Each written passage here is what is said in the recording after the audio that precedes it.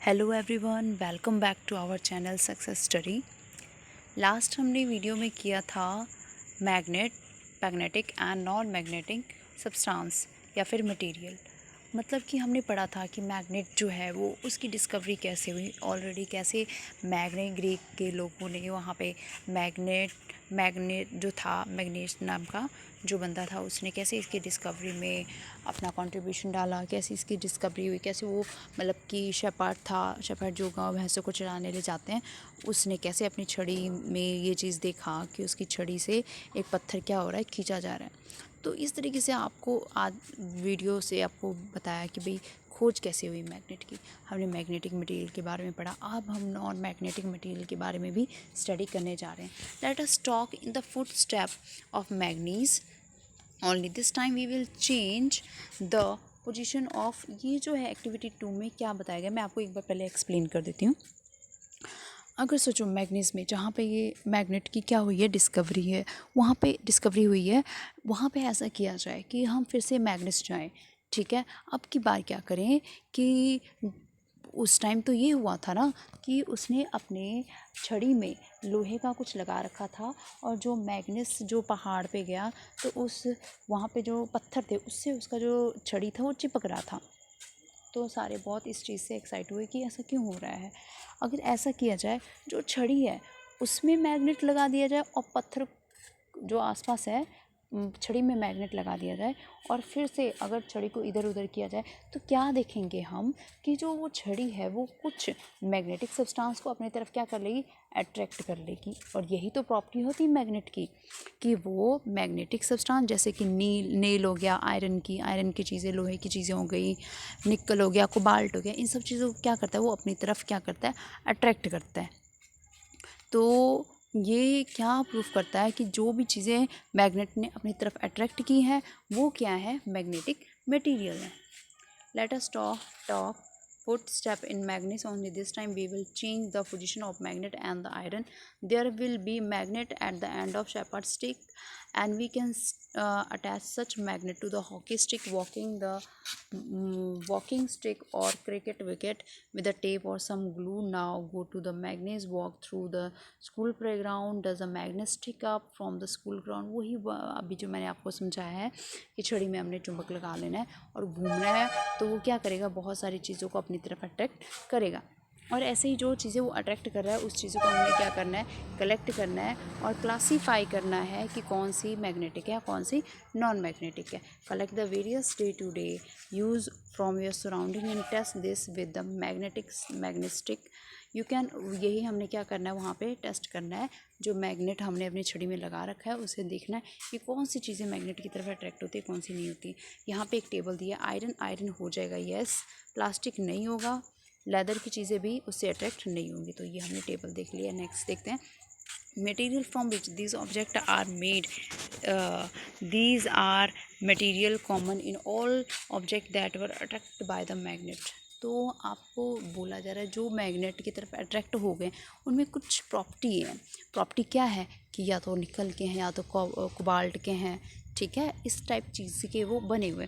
We understand the magnet attract certain material where some do not attract toward the magnet. कुछ ही हमने अभी तक देखा है कि जो मैग्नेट है वो सारी चीज़ों को अट्रैक्ट नहीं कर पाता। लोहे की चीज़ें अट्रैक्ट करेगा लेकिन वो प्लास्टिक की चीज़ें अट्रैक्ट नहीं करेगा।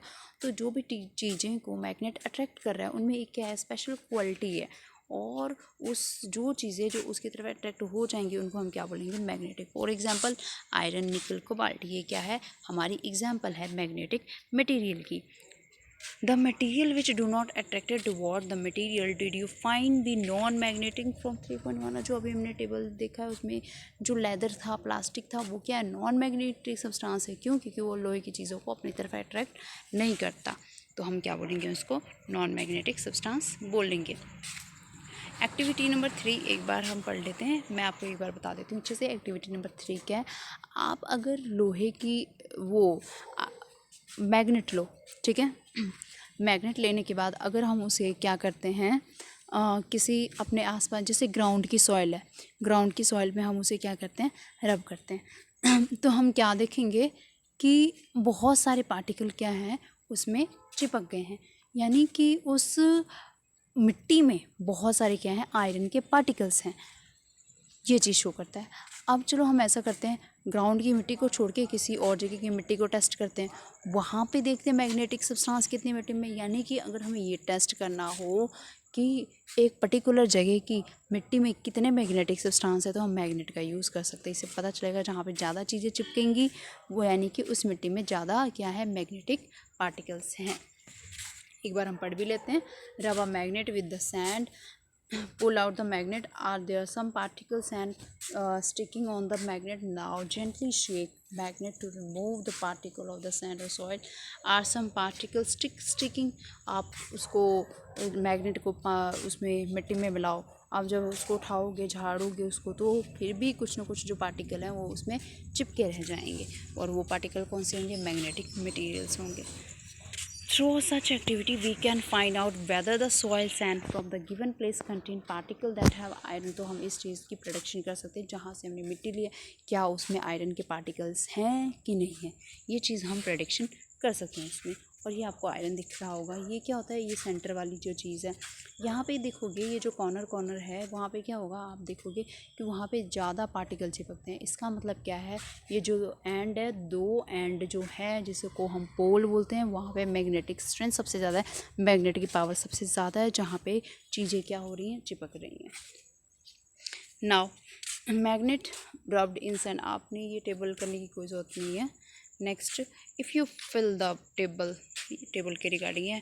पोल ऑफ मैग्नेट क्या है, we observe the iron filling they present stick magnet drop with the soil. Did you find observe special about the way they are sticking to magnet. वही वाली बात है जो मैंने आपको बताया था कि यहाँ पे जो मैग्नेट है, मिट्टी जो है यहाँ पे ज़्यादा चिपकी होगी एज़ कम्पेयर टू सेंटर में बहुत ही कम चिपका होगा जो भी मैग्नेटिक मटेरियल है, लेकिन कॉर्नर्स में ज़्यादा होता है।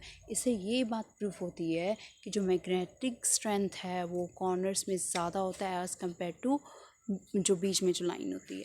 इसका मतलब, और इन सब को हम क्या बोलते हैं, इसको हम बोलते हैं पोल ऑफ द मैग्नेट।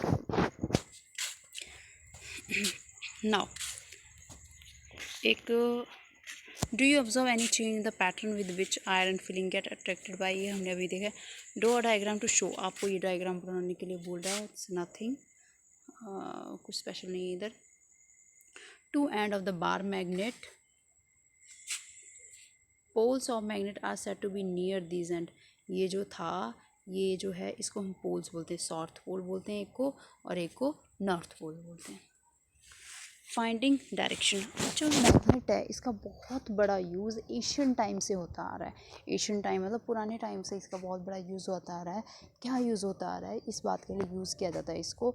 एक तो है मैग्नेट की चीज़ों को अलग करने के लिए तो होता ही होता है, साथ में इस चीज़ के लिए भी होता है डायरेक्शन फाइंड आउट करने के लिए, क्योंकि ये एक मैग्नेट की बहुत बड़ी प्रॉपर्टी है कि जो फ्रीली सस्पेंडेड, मतलब कि अगर आप एक क्या लेते हो, एक मैग्नेट लेते हो, उसको बीच में धागे से लटका दो और पकड़ो, तो ये हमेशा किसकी तरफ पॉइंट आउट करेंगे, हमेशा साउथ डायरेक्शन की तरफ पॉइंट आउट करेंगे या फिर नॉर्थ डायरेक्शन की तरफ पॉइंट आउट करेंगे। एक ऐसे करके जैसे ये वाला दिखाया गया है, इसमें क्या हो रहा है, या तो ये क्या करेगा, ये क्या करेगा, नॉर्थ मान लीजिए इधर है, साउथ इधर है, तो साउथ नॉर्थ की तरह ही लटकेगा, बाकी किसी और डायरेक्शन में उसने लटकना ही नहीं है। तो ये डायरेक्शन फाइंड करने के लिए पुराने ज़माने से जो राजा महाराजाओं वाले ज़माने होते थे इंडिया में, उसी टाइम से ये क्या हो रहा है, ये एक्सपेरिमेंट यूज़ किया जाता है डायरेक्शन को फाइंड आउट करने के लिए। इसके रिलेटेड में एक स्टोरी भी है, वो हम पढ़ते हैं। You must have heard about many interesting story about the use of magnet. Such stories about the emperor in China, Nong Huangdi.